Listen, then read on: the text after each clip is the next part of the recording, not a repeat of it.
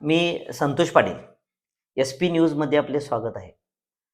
5 points या कार्यक्रमातून आपण आज कोल्हापुरातील राजकारणावर उपस्थित होणाऱ्या 5 प्रश्नांची उत्तरे शोधण्याचा प्रयत्न करूया. आजच्या एपिसोडमध्ये आपण गोकुळ आणि त्याभोवतीचे राजकारण हा विषय घेतला आहे. गोकुळच्या निमित्ताने उपस्थित होणारा सर्वात पहिला प्रश्न म्हणजे गोकुळच्या अनुषंगाने नेमकी कोणती राजकीय घडामोड सुरू आहे. दुसरा प्रश्न, गोकुळची निवडणूक खरंच ठरलेल्या वेळेत होईल का? तिसरा प्रश्न म्हणजे गोकुळची निवडणूक बिनविरोध होणार की पक्षीय आघाड्यांमध्ये कोणत्या स्तरावरती लढली जाईल?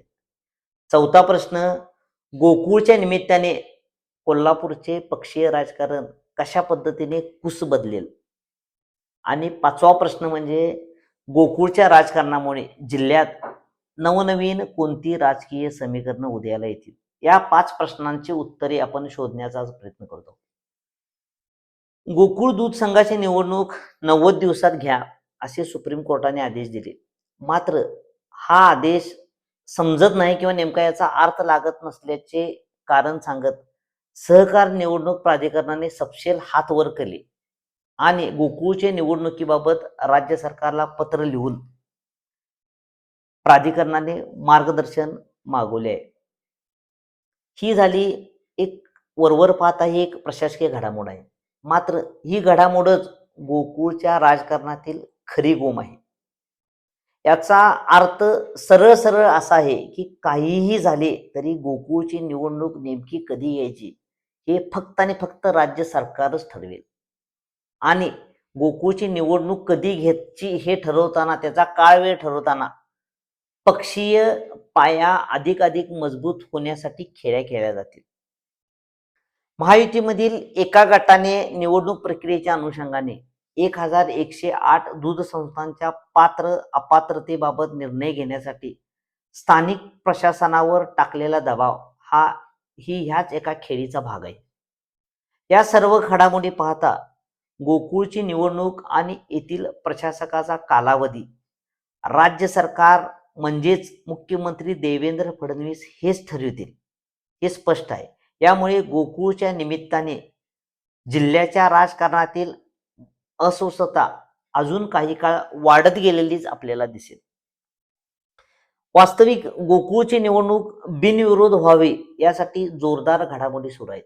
बिनविरोधाची कोणतीही हालचाल नाही असे नेते ठामपणे सांगत असले तरीही गोकुळची निवडणूक लागलीच तर महायुतीतील महत्वाचा घटक असलेले मंत्री हसन मुश्रीफ आणि त्यांची टीम विरोधात जाऊ नये यासाठीही आरोप प्रत्यारोपातून व्यूहरचना आखली जात असल्याचा अंदाज आहे. निवडणूक बिनविरोध करायची झाली तर महायुतीला आमदार सतीश पाटील यांना सोबत घ्यावेच लागेल आणि सतीश पाटील सोबत येणं म्हणजे पाटील आणि महाडिक हे पारंपरिक राजकीय एका अर्थाने वैरी हे गोकुळच्या व्यासपीठावर एकत्र आल्यासारखे होईल. समजा हे घडलेच तर कार्यकर्त्यांची समजूत काढताना त्याला संस्थात्मक राजकारणाचा मुलामाही चढवला जाईल.